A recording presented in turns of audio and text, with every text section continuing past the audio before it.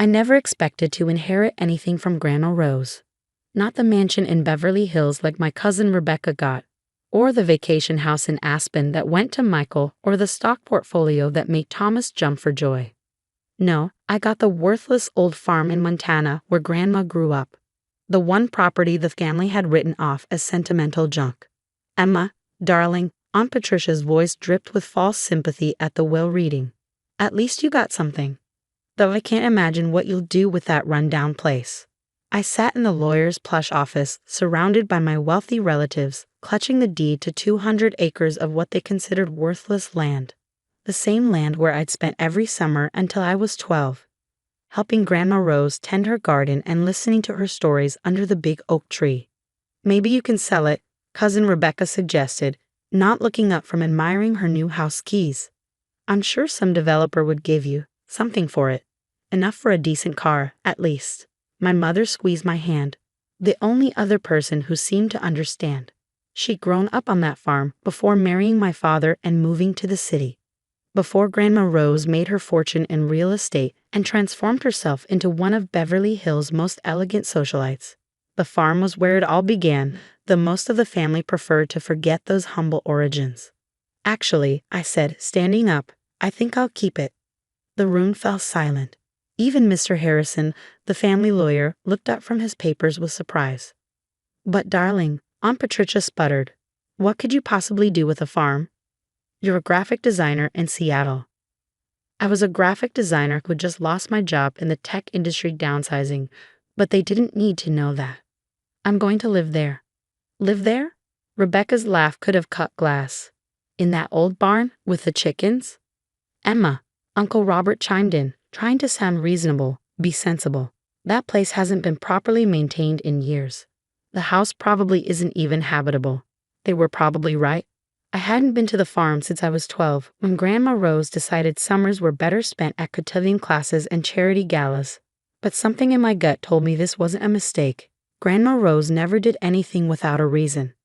2 weeks later, I pulled up to the farm in my packed Honda Civic, wondering if I'd lost my mind. The old mailbox still read Weeheleer Farm in faded letters, Grandma's maiden name. The gravel driveway was overgrown, and the white farmhouse needed a fresh coat of paint, but it was still standing proud against the Montana sky. And there was the barn, its red paint weathered but intact, just as I remembered it. Well, I said to myself, pulling out my house keys, home sweet home. The house was musty but surprisingly well maintained. Grandma must have kept someone local checking on it. The furniture was covered in sheets, like sleeping ghosts of my childhood memories. Everything was exactly as I remembered, down to the old grandfather clock in the hallway still ticking away the hours. I spent that first day uncovering furniture and opening windows, letting in fresh air and sunlight. Each room held memories. The kitchen where Grandma taught me to bake pies, the living room where she'd tell stories of her early days in Montana, the creaky stairs I used to slide down despite everyone's warnings. But it was the barn that called to me. I'd always loved the barn. It was my secret place during those childhood summers where I'd hide with books and dreams while the adults discussed business in the house. Grandma would find me there sometimes, bringing cookies and more stories. This barn holds secrets, she used to say with a wink. Some buildings do, you know. They keep things safe until the right person comes along to find them. I didn't understand what she meant then. I was about to. The barn door creaked open just as the sunset painted the sky in shades of pink and gold. The interior was shadowy, filled with old farm equipment and hay bales. The air smelled of dust and aged wood. Something caught my eye, a glint of metal in the fading light. Moving closer, I realized it was an old trunk, half hidden behind some crates. I'd never noticed it during my childhood explorations. The lock was old but well-oiled, as if someone had maintained it. And there, hanging on a nail nearby, was a key. Inside the trunk, I found leather-bound journals, dozens of them, all in Grandma Rose's elegant handwriting. The first one was dated 1962, the year she turned 18. My hands trembled as I opened it. Dearest Emma, yes, my love, I'm writing this to you, though you won't be born for many years yet. I know you'll be the one to find these journals because you're the only one who truly understood what this farm means. Your cousins see only dirt and chickens. They measure worth in square footage and stock portfolios. But you, my darling girl, you see what I saw. The magic in growing things, the value in honest work, the wealth that can't be measured in dollars. What I'm about to tell you will change everything. The truth about our family's fortune, about this farm, and about why I chose you to inherit it. You see, this isn't just a farm. It's the key to something much bigger. My heart pounding, I read on. Each word felt like a revelation. A secret kept safe in this barn for decades, waiting for the right person, waiting for me. By the time I finished the first journal, night had fallen. Through the barn door, I could see lights in the farmhouse windows, making it glow like a beacon in the darkness. But I hardly noticed. My mind was racing with what I just learned. The family thought they knew how Grandma Rose made her fortune. Smart real estate investments in the 1970s, turning her into one of Beverly Hills' wealthiest women. They thought they knew why she kept this old farm. Mere sentimentality. They were wrong. So wonderfully, incredibly wrong. I looked around the barn with new eyes, understanding now why Grandma Rose had given me this inheritance. It wasn't just land and buildings. It was a mystery, a legacy, and an opportunity that would shake my family to its core. My phone buzzed. Cousin Rebecca. Have you come to your senses yet? I know a developer who might be interested. I smiled, thinking of the journals and what they revealed. No thanks, I texted back.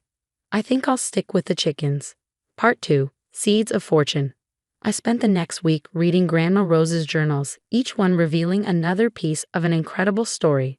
The truth about our family's wealth wasn't in real estate deals or stock market gambles.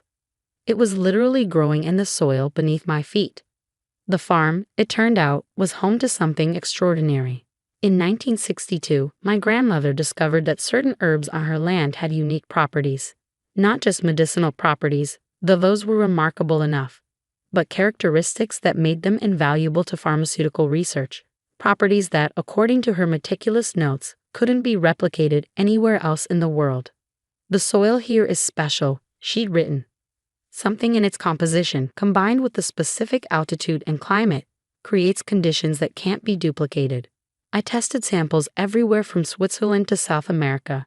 Nothing matches what grows here. She partnered with a small pharmaceutical company, licensing the herbs for research while maintaining complete control of the land and growing conditions. That company, now one of the largest in the world, still paid millions in licensing fees every year. Fees that went into a separate account from the real estate empire she'd built as a cover. But there was more. The real wealth isn't in what's growing now, one entry read. It's in what we haven't discovered yet. Every season brings new variations, new possibilities. The right person could spend a lifetime studying these plants and barely scratch the surface of their potential. My hands shook as I read the latest licensing agreement tucked into the most recent journal. The pharmaceutical company was desperate to buy the land outright. They offered billions. Grandma had refused. Only a Wheeler can tend this land properly, she'd written. It takes more than science. It takes love, intuition, and the ability to see magic in ordinary things. That's why I chose you, Emma. You have the sight, just like I did. I remembered those childhood summers suddenly in a new light. How Grandma Rose would teach me about different herbs, showing me how to tell them apart by smell and texture. How she'd explain that every plant had a story to tell, if you knew how to listen. I thought she was just being whimsical. Now I understood. She'd been training me. The next morning, I called Dr. Sarah Chen, the contact name listed in the latest journal. Miss Wheeler, she answered on the first ring. We've been hoping to hear from you. Your grandmother spoke highly of you. You knew about me. Rose was very clear about her succession plan. We've maintained the basic operations since her passing, but the land needs a Wheeler's touch. The yields aren't what they used to be. I looked out at the fields through my kitchen window. To anyone else, they would look like ordinary herb gardens gone slightly wild. To me, they now look like one of the most valuable pharmaceutical resources in the world. I'll need time, I said, to learn everything properly. Of course, Rose left detailed instructions for your training, and the current contract remains in effect, so you'll have plenty of funding to restore the farm. After hanging up, I sat at the kitchen table, my mind spinning. The same relatives who'd mocked my worthless inheritance had no idea they were living off its profits. Every luxury car, every vacation home, every designer outfit had been paid for by these humble herbs. My phone buzzed, another text from Rebecca. There's a family dinner next week at my new house. You should come, if you can leave your chickens long enough. I smiled. Actually, I'd love to. I have some interesting news to share. The week flew by in a blur of activity. Dr. Chen sent over research teams to help me catalog the current crops. Local workers who'd maintained the farm for years shared their knowledge of the land. Every day brought new discoveries, new understanding of what Grandma Rose had built. The night of the family dinner, I drove my dusty Honda Civic up Rebecca's perfectly manicured driveway. Through the windows of her massive new mansion, I could see the family gathered in all their designer glory. Emma, Aunt Patricia's voice carried across the marble foyer. We didn't think you'd come. How's farm life? The way she said farm life made it sound like a terminal illness. Fascinating, actually, I replied, accepting a glass of champagne. I've been learning so much about what Grandma Rose built there. Built? Uncle Robert scoffed. It's just an old family farm. The real wealth came from her real estate investments. I took a sip of champagne. Did you ever wonder where she got the money for those first investments? The room quieted. Even Rebecca looked up from her phone. What do you mean? My mother asked softly. She'd been unusually quiet since the will reading, as if she'd suspected something all along. I pulled out one of Grandma's journals, the one from 1970, documenting her first pharmaceutical contract. Maybe we should all sit down. This is quite a story. Over the next hour, I watched their expressions change from dismissal to disbelief to shock as I explained the truth about our family's fortune. The herbs, the research, the ongoing contracts worth millions each year. But that's impossible, Aunt Patricia sputtered. It's just a farm. A farm, I agreed, that 3 major pharmaceutical companies have tried to buy for billions. The same farm that's been funding this family's lifestyle for 50 years. Why didn't you tell us? Rebecca demanded. Because my mother said suddenly she knew what you'd do with that information. You try to sell it, develop it, destroy everything she built for a quick profit. I nodded. The land only works because it's been preserved, tended with care and understanding. That's what she was protecting. And she left it to you, Thomas said slowly, because you actually cared about the farm itself, not just its value. What happens now? Uncle Robert asked, his voice uncharacteristically humble. I thought about the fields waiting for me back home, the mystery still hidden in Grandma Rose's journals, the legacy she trusted me to continue. Now I do what Grandma did. I tend the land, protect its secrets, and make sure this family's true wealth isn't just measured in dollars. The drive home that night felt different. The stars seemed brighter over the farm, and the old barn stood like a guardian of secrets in the darkness. I left my stunned relatives to digest their new understanding of our family's fortune, but I knew the real wealth wasn't in the licensing fees or potential sales value. The real wealth was in the wisdom Grandma Rose had left behind. In her journals, I found not just scientific observations, but life lessons. She wrote about patience, about listening to the land, about understanding that the most valuable things often look ordinary to those who don't know how to see. Over the next year, the farm transformed, not into something new, but back to what it had always been. The herbs flourished under proper care. The research yielded exciting new discoveries. The old farmhouse came alive again with visiting scientists and family members who finally understood its true value. Rebecca started bringing her children to visit, letting them play in the same fields where I'd spent my summers. Aunt Patricia learned to tell different herbs apart, developing a genuine interest in their properties. Even Uncle Robert helped restore the barn, admitting that some investments can't be measured in quarterly returns. My mother spent more time at the farm too, sharing stories of her own childhood here that she kept quiet for years. Mom always said you had her gift, she told me one evening as we watched the sunset from the porch. The ability to see the extraordinary in the ordinary. The pharmaceutical company's latest offer sits unopened on my desk. They've probably added another 0 to the figure, but it doesn't matter. This land is worth more than money can measure. Last week, I found a new variety of herb growing near the old oak tree. According to Dr. Chen's preliminary tests, it could revolutionize the treatment of several autoimmune diseases. But that's not what makes it special. What makes it special is that I found it exactly where Grandma Rose predicted I would, in a journal entry written 30 years ago. When the right person tends this land with love and understanding, new gifts reveal themselves. That's the real magic, my darling Emma. Not in what we already know, but in what we're ready to discover. The family still gathers for dinners, but now they happen here at the farm. The children run through the herb gardens while the adults sip wine on the porch, sharing stories and plans for the future. There's a different kind of wealth in these gatherings now, not the cold glitter of competition and status, but the warm glow of shared understanding and purpose. Sometimes, in the quiet of evening, I sit in the barn with Grandma Rose's journals, adding my own observations alongside hers. The trunk that held her secrets now holds mine too.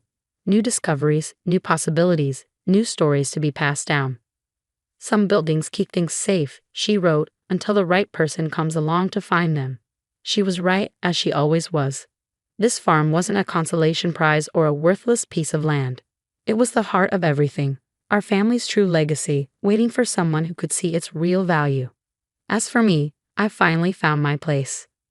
Not in a high-rise office or a Beverly Hills mansion, but here among the herbs and healing plants, continuing the work of a remarkable woman who knew that true wealth grows from the ground up. The deed to the farm hangs framed in my office now, next to a photo of Grandma Rose in her garden. She's smiling that knowing smile of hers, surrounded by her precious herbs, looking exactly like what she was. Not just a wealthy socialite, but a keeper of secrets, a tender of magic, a woman who understood that the most valuable legacies aren't the ones you can sell, but the ones you choose to protect and nurture. The right person, she wrote in her final journal entry, doesn't ask what something is worth. They ask what it means. I know what she meant now, and every morning, as I walk through my fields under the Montana sky, I give thanks for this inheritance, not of money or status, but of purpose, understanding, and the chance to be part of something truly extraordinary. That's a wealth beyond measure.